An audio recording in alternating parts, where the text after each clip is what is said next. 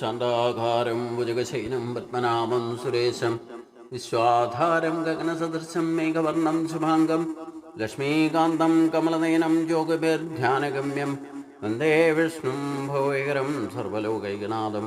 ओं नमो भगवते वासुदेवाय, ओं नमो भगवते वासुदेवाय। ओम श्री कृष्णाय परब्रह्मणे नमः। सभी सज्जनों को भगवान का नाम से और मोहन जी का नाम से सादर प्रणाम। हम लोग 11वां अध्याय विश्वरूप दर्शन युग में 31 श्लोक तक पिछले दिन विचार किया था। अर्जुन ने भगवान से सवाल किया है, आप यथार्थ ये घोर रूप रख करके क्या करने जा रहा है? आप यथार्थ में आपका स्वरूप क्या है? आप कौन है? इसके बारे में मेरे को बता दीजिए करके अर्जुन ने रिक्वेस्ट किया है। उसका उत्तर में भगवान बता रहे, श्री भगवान वाचा कालो अस्मि लोकक्षयत् कृत प्रवर्तो लोकान् समाहर्तुं मेघ प्रवर्ता हृदय विद्वाम न भविष्यन्ति सर्वे ये अवस्थिता प्रत्यनिकेषु योधा। ये अर्जुन, लोक नाश करने वाला अत्युत्कट काल स्वरूप है मैं कौन है करके अर्जुन ने पूछा। भगवान कौन है करके अर्जुन ने पूछा, इसलिए भगवान बताया मैं काल स्वरूप है। वो क्या करने के लिए? इस दुनिया को नाश करने के लिए काल के अनुसार काल का स्वरूप में खड़ा है। मतलब हम एक एक पल हमें बोनस का तौर पर मिलता है, क्योंकि हम मृत्यु को और एक एक पल एक एक सेकंड बढ़ते रहता है। इसी दुनिया पूरा दुनिया मृत्यु की ओर नाश की ओर बढ़ते रहता है, वो काल के अनुसार होगा। इसलिए भगवान प्रत्यक्ष रूप को देखना है तो काल स्वरूप है। इसलिए कभी हमें टाइम नहीं है करके नहीं बताना, क्योंकि टाइम भगवान का स्वरूप है। यही भगवत दिनना है आपको। अगर टाइम नहीं गए तो खास करके हम पूजा पाठ करने के लिए या भगवान को याद करने के लिए या इसे सत्संग करने के लिए, इसको गीता पढ़ने के लिए या भागवत पढ़ने के लिए हमें टाइम नहीं के बोलने से ये भगवत निंदा है। मेरे को आपको 24 आवर्स अवेलेबल है, ये नहीं करके कैसे बता सकता है? हम कोई टेक्नोलॉजी से उसको बढ़ नहीं सकता, बढ़ा नहीं सकता है या कमती नहीं कर सकता है। मेरे को भी आपको भी काल का एक दिन का टाइम जो है 24 आवर्स जो सभी को बराबर भगवान ने बांटा हुआ है। यही टाइम हमारा सामने काल स्वरूप के रूप में ईश्वर प्रत्यक्ष रूप में खड़ा है। हम एक एक पल आगे चलता तो ये बोनस का तौर पर है, कारण क्योंकि एक अगले एक सेकंड के अंदर हम गिर के मर सकता है। मेरे मुंह से छूटा हुआ एक शब्द को वापस ले सकता है, यही टाइम के ऊपर है। एक एक सेकंड एक एक पल ऐसे भगवान का शक्ति से हम बीते रहता है। इसलिए भगवान खुद बताता है, ये लोक नाश करने वाला काल स्वरूप मैं ही हूं। और क्या करने जा रहा है अर्जुन ने पूछा है, उसका जवाब में भगवान बता रहे हैं, सबको संहार करने का तैयारी में है मैं। मतलब एक एक पल में सभी मृत्यु को और बढ़ते रहता है। किसी भी कारण से कोई भी संहार प्रक्रिया में शामिल होगा ही होगा। ये करने के लिए मैं तैयार बैठा है। सभी को संहार करना ही मेरा काम है। और सृष्टि भी करने वाला भगवान है, हमें कुछ दिन परिपालन करने वाला भी भगवान है, हमारा सर्वनाश करने वाला भी भगवान है। ये तीनों प्रक्रिया चलता है काल के अनुसार, समय के अनुसार चलते रहता है। इसलिए भगवान खुद काल स्वरूप है। उसका रिजल्ट क्या होगा? हम पूरा संहार नाश होगा ही होगा। जो जन्म लिया है उसका मृत्यु एक एक पल में हमारे साथ ही चलते रहते हैं। जैसे हमारा छाया हमारा साथ चलते रहता है, वैसा मृत्यु का स्वरूप भी हमारा साथ चलते रहता है जिंदगी पर, हर एक पल में। इस सैन्यों में दोनों पक्ष में जो भी खड़ा है वो मेरा दृष्टि से सभी मार चुका है। अर्जुन को भगवान बता रहे ये दोनों पक्ष में जो भी सैनिक कणा है, मेरा शक्ति से, मेरा ही विचार से इनको सबको मार चुका है। तुम केवल निमित्त है। तस्मात् तुम उत्तिष्ठ यशो लभस्व जित्वा शत्रु भुक्त्वा राज्यं समर्थम मय्यैवैते निहित पूर्वमेव निमित्त मात्रम भव सव्यसाचिन्। इसलिए आप अर्जुन तुम युद्ध करो या ना करो, मेरे ही द्वारा ये सब लोग मृत्यु में सर्वनाश इनका सभी का होगा ही होगा। तुम युद्ध करने से भी ना करने से भी इनका सबका सभी का दोनों पक्ष में जो कड़ा है सबका संहार तो होगा ही, मृत्यु होगा ही हो, कुछ भी कारण से होगा ही होगा। तुम केवल निमित्त है, इसलिए मेरे लिए तुम युद्ध करो। मेरे ही नजर में ये सब कुछ मर चुका, तुम केवल निमित्त है। निमित्त मात्र सर्व सव्यसाचिन्। निमित्त मात्र भव सव्यसाचिन्। इसलिए वीरनाय अर्जुन, वीर योद्धा, तुम केवल निमित्त है। मेरे वजह से ये सब कुछ, ये सभी लोग मर चुका है। वो कोई भी श्रेष्ठ योद्धा होने दो, द्रोणम च भीष्मं च जयद्रथं च कर्णं तदान्यापि योद्धवीर्यान् मया हतास्त्वं जिहिमां विदिष्ट्वा युद्धस्य जेदासि रणे समग्नन्। इसलिए मेरे वजह से मृत्यु होने वाला ये भीष्म, द्रोण, जयद्रथ, कर्ण जो कुछ भी युद्धवीर होने दो, तुम उनको मारने से भी ना मारने से भी इनको मृत्यु अनिवार्य है। इसलिए तुम इसी का चक्कर में ना पड़ो, युद्ध करो, तुम जीतेगा उसमें कोई संदेह नहीं हो। मेरे ही नजर में ये लोग, तुम जो जिसको मानते हैं पितामह या गुरु मान करके उनके ऊपर अस्त्र नहीं चलाऊंगा करके बैठा ना, ये उसी से उनको रक्षा नहीं होगा। वो मेरी तरफ से मर चुका है। इसलिए तुम केवल मेरे लिए काम करो, युद्ध करो। ये तो मरेगा ही मरेगा। तुम युद्ध करने से भी ना करने से भी इनका अंत निश्चित है। इसलिए तुम जीतेगा उसमें कोई संदेह नहीं है। तुम अपना अस्त्र उठा करके युद्ध करो। ऐसे दुखी बन करके बैठने का कोई मतलब नहीं है करके भगवान ने बताया। और आगे क्या हुआ करके संजय फिर से बता रहा है। संजय उवाच एतश्रुत्वा वचनं केशवस्य कृताञ्जलिर्वेपमानः किरीटी नमस्कृत्वा भूय एवाकृष्णं सदत्कदं प्रीत प्रणम्य। श्री कृष्ण भगवान इस रूप में होकर के जो वाक्य अर्जुन को बताया, ये सब कुछ सुन करके भयभीत होकर के भगवान को देख करके अर्जुन नमस्कार में और हाथ जोड़ करके गदगद कंठ में भगवान को अर्जुन कुछ बताना शुरू कर दिया।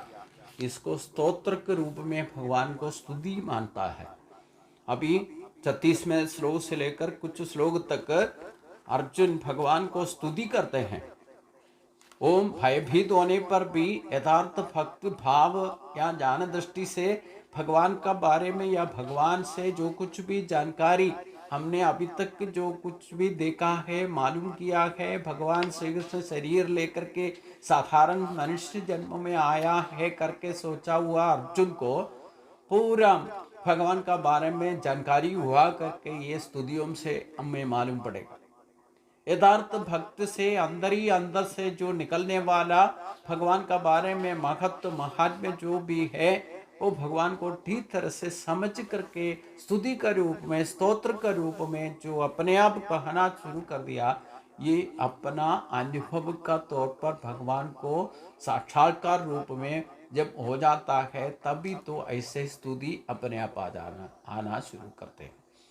तो कई लोग स्तुति स्तोत्र वगैरह लिखा हुआ है, हमने देखा है। जो भक्ति भाव में यथार्थ भगवान को तन्मयी भाव जिसको आ जाता है, उनको ही ऐसे स्तुति स्तोत्र लिखने का शक्ति मिलता है। अभी अर्जुन ने अभी तक जो समझ रखा है भगवान को, जैसे साधारण जन्म मनुष्य जन्म करके सोच के बैठा हुआ अर्जुन को यथार्थ भक्ति भगवान का स्वरूप के बारे में जो कुछ भी भगवान ने बताया और विश्व रूप को देख करके यथार्थ स्वरूप को देख करके जो तसल्ली हो गया, उसी को बोलता है कि आत्मा साक्षात्कार या ईश्वर साक्षात्कार।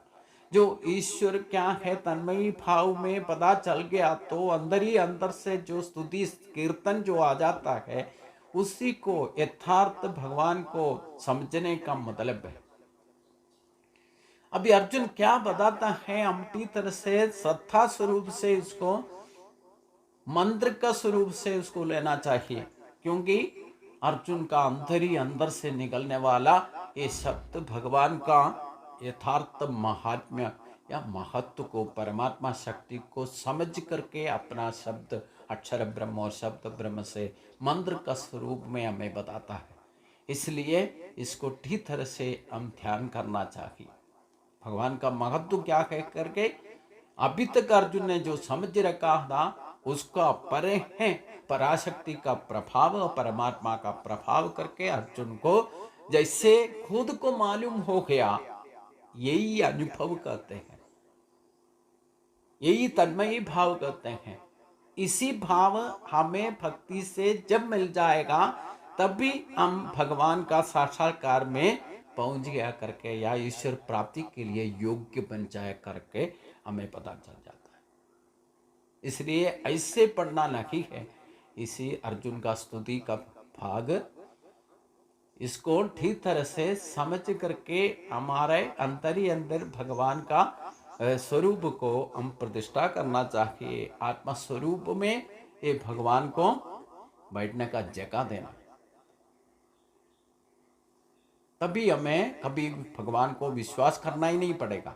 हमें अनुभव का तौर पर हमारा सोच विचार में, हमारा चाल चलन में, हमारा हरकतों में, हमारा बोली में भगवान का शक्ति का प्रभाव जब वैसे अर्जुन को आया है, वैसे हमारा अचीवमेंट क्या होगा करके हम सभी का स्तुति व्यासदेव होने तो जो कुछ भी महात्मा लोग स्तोत्र वगैरह शंकराचार्य होने तो कोई भी लिख कर के रखा हुआ स्तोत्र हृदय सहस्रनाम देव विष्णु सहस्रनाम होने दो, जो कुछ भी हम अभी भी कीर्तन करते रहता है, ये एक एक आदमी का अपना अपना अचीवमेंट है।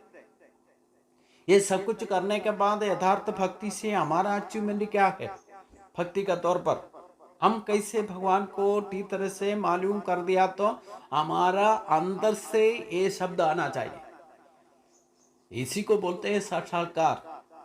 हर एक आदमी को देवी के संपत्ति का अनुग्रह भगवान ने दिया हो, उसको साक्षात्कार रूप में हमारा सोच विचार में, हमारा काम करने में, जो कुछ भी हम हरकतें करते हैं उसमें भगवान का प्रभाव को हम खुद अनुभव करेगा, तभी ऐसे स्तुति हम कर सकता है।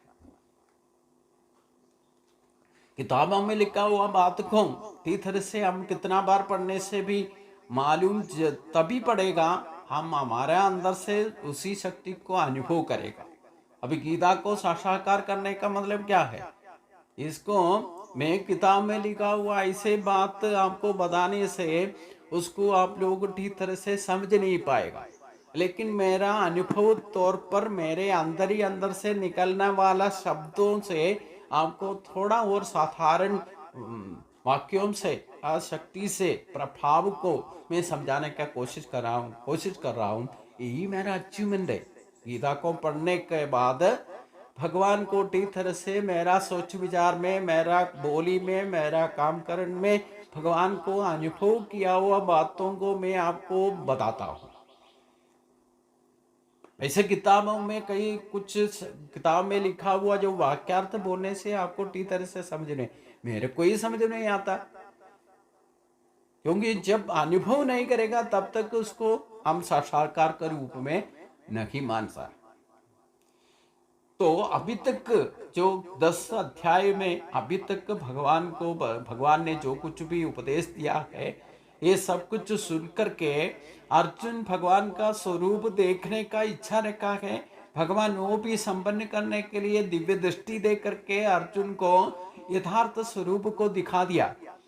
वो देखने के बाद अर्जुन को अपना ही मन से तसल्ली हो गया कि ये यथार्थ मनुष्य स्वरूप में मेरे सामने जो खड़ा हुआ श्री कृष्ण स्वरूप केवल मनुष्य का शरीर लेके नहीं आया है, ये परमात्मा का यथार्थ रूप है, ये प्रतिरूप है, परमात्मा है। भगवान का शक्ति अतिशय को पूर्ण रूप से देखा है। उसके बाद अर्जुन का अंतर ही अंतर से जो भगवान का बारे में जो वाक्य मंत्र का स्वरूप में निकलते हैं, इसी को बोलते हैं यथार्थ स्तुति, यथार्थ भगवान का कीर्तन। क्या कहते करके सुनो। अर्जुन वाजा स्थाने हृषिकेश तव प्रकृत्या चकल प्रकर्षत्य अनुरेज्य तेजा रक्षांसि पीदानि दिशो द्रवन्ति सर्वे नमस्यन्ते च सिद्ध संगा। हे भगवान, आपका महात्म्य कीर्तन से इस लोग पूरा संतोष जब पड़ जाता है, आनंद में बदल जाता है। और जो असुर लोग, राक्षस लोग जो आपको भयभीत होकर करके आपसे दूर बढ़ जाता है, और आपका भक्त लोग जो है सिद्ध संघ, जो भक्ति यथार्थ भगवान का स्वरूप को जानने वाला आपको देकर के नमस्कार करते हैं, आदर करते हैं, बहुमान रूप से आपको पूजा करते हैं। ये लोग कैसे करेगा नहीं, क्योंकि आपका बारे में जो कुछ भी ठीक तरह से समझ में आ गया तो वो कभी भगवान को निंदा नहीं करेगा, और भगवान को कभी भयभीत होने का जरूरत ही नहीं है। हम लोग जो कुछ भी करते रहते हैं भगवान को डरते हैं। किस लिए डरते हैं मेरे को समझ में नहीं आता। इस दुनिया में भगवान का जैसे कारुण्य कृपालु और कई शक्ति आपको दिखाई नहीं देगा, कहीं भी नहीं। लेकिन हम एक कदम भगवान का और रखेगा, भगवान का कारुण्य के बारे में, भगवान का कृपा का बारे में आप खुद जब तक का अनुभव नहीं होगा, बाकियों का बातों को सुनना नहीं। कई लोग कुछ भगवान के बारे में ऐसे, हमें बचपन से भगवान को पूजा करने के लिए माता पिता भी हमें डराते रहता है, भगवान को पूजा करो नहीं तो भूत पड़ेगा, वो बढ़िया पिशाच आपको पड़ेगा, भूत भेद आकर के आपको भयभीत करेगा, ऐसे भीषण हमें भीषण रूप में बताता है। उसी से हम भय होना शुरू करते हैं। कभी भगवान को भय डरना नहीं है। एक ही शक्ति है हमारा साथ करने वाला, और माता पिता को भी हमारा काम की वजह से उनको आखिर हो गया तो उनसे हम डरना पड़ेगा, लेकिन भगवान से नहीं। हमसे कोई गलत करने से भी भगवान इतना क्षमा वाला है, कारुण्य वाला है, हमें कोई शिष्य दंड नहीं देता है। हमारा कर्मों की वजह से हम दिक्कत में खुद पड़ सकता है, लेकिन भगवान कभी किसी को शिक्षा नहीं देता। इसलिए अर्जुन कहते भगवान का महात्म्य को ठीक तरह से हम कीर्तन करना शुरू कर दिया तो हमें भगवान को कोई डरने का जरूरत नहीं है। किसको डरना है? जो असुर लोग है, राक्षस लोग है, जो नेगेटिव में जीवन जिंदगी बीतते रहता है, वो ही भगवान से डरता है। लेकिन भगवान का यथार्थ भक्त बनने पर कभी डरने का जरूरत नहीं है। और भगवान का यथार्थ जो स्वरूप को, महात्म्य को जानने वाला भगवान का सामने नमस्कार करने के, सब झुकने के लिए भी, भगवान का कीर्तन करने के लिए भी कभी हिचकिचाहट नहीं होगा, कभी संदेह ही नहीं है उनको। इसलिए ऋषिकेश मतलब इंद्रियों का ईश्वर जो है, इसी को ऋषिकेश कहते हैं। और आगे का 11वां श्लोक में 11 श्लोक तक अर्जुन भगवान को कीर्तन स्तुति करते हैं। कस्माच्चतेन अमेरन महात्मन गरीयसे ब्रह्मणोपाधिकत्र अनंत देवेश जगन्निवासा त्वमक्षरं सदतल्परं यत् त्वम् आदिदेव पुरुष पुराणा त्वमस्य विश्वस्य परं निधानं वेत्तासि वेद्यं च परं च धामा त्वया तदं विश्वमनन्तरूपम् वायुर्यमो अग्निर्वरुणः शशाङ्का प्रजापतिस्तं प्रपितामहश्च नमो नमस्ते सुसहस्रकृत्वा पुनश्च भूयो अभि नमो नमस्ते नमः परस्ताद पृष्ठतदस्ते नमस्तुते सर्वद एव सर्व अनंतवीर्यं विदमिक्रमस्तं सर्वं समाप्नोषि ततो असि सर्व। ऐसे 11 श्लोक हैं भगवान का स्तुति करने वाला। अर्जुन बताता है, हे महात्मन, आपका श्रेष्ठ सृष्टि करने वाला ब्रह्मा को भी आपका बारे में पूर्ण रूप को नहीं मालूम। जिसको भी थोड़ा बहुत मालूम हो गया वो सिद्ध संग होने दो, ब्रह्मा होने दो, देवगण होने दो, भगवान को सामने सिर झुक करके नमस्कार करने में कोई उनको दिक्कत नहीं होगा। वो कैसे नहीं करेगा? भगवान का महत्व को, महात्म्य को ठीक तरह से समझने वाला हर एक टाइम में, हर एक वक्त भगवान को सिर झुक करके काम करेगा। जो कुछ भी करता है भगवान को स्मरण करते हुए, जो कुछ भी हरकत करता है वो भगवान के लिए ही करेगा, समर्पित होगा वो कर्म। इसलिए सिद्ध संग कैसे आपको नमस्कार नहीं करेगा? जो अनंत रूप में वो देवदेवेश बन करके वो लोग का जगन निवास करते हैं आपको। आप सत्य और असत्य सब परे है। वो परमात्मा है, सनातन नाश रहित सत्ता कहते हैं, वही ब्रह्म स्वरूप या परब्रह्म कहते हैं। इसलिए आपका सामने मेरा कोटि कोटि नमस्कार। तम आदि देव पुरुष पुराणा तम अस्य विश्वस्य परम निधानम वेत्तासि वेद्यम च परम च धामा त्वया त्वदं विश्वमनंत रूपम। अंग आदिदेव है और पुराण पुरुष है और विश्व इस दुनिया को परम आश्रय स्थान भी है। इसलिए पूर्ण रूप से जानकारी करना है और जानकारी लेने का लायक भी आप है। इसलिए आप परम पद कहते हैं। सिर्फ आपका ही वजह से ये प्रपंच पूरा व्यापित होकर के यथाविधि चलते रहता है। अवस्था त्रय का, सृष्टि स्थिति लय का, तीनों अवस्था त्रय करने वाला केवल आप ही है। इसलिए आपको चारों तरफ से नमस्कार करता हूँ। वायु यमो अग्नि वरुण शशांका प्रजापतिस्तम प्रपितामहस्य नमो नमस्ते सुसहस्रकृत्वा पुनश्च भूयो अभि नमो नमस्ते। इस भूति योग में जो कुछ भी बताया, वायु, यमन, अग्नि, वरुण, चंद्र, प्रजापति, ब्रह्मा और पिता पितामह, सब कुछ अब आप खुद है। इसलिए आपको अनेक अनेक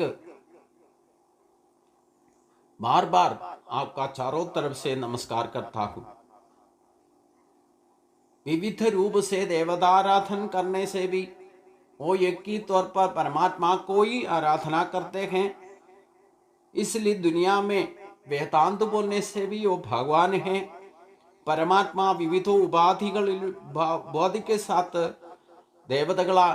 अनेक देवता का रूप में प्रार्थना करने से भी केवल आपको ही आराधना करते हैं, आपको ही उपासना करते हैं। जो कुछ भी हरकतें इस दुनिया में होता है आपका वजह से ही होता है। इसलिए आपको चारों तरफ से बार बार नमस्कार।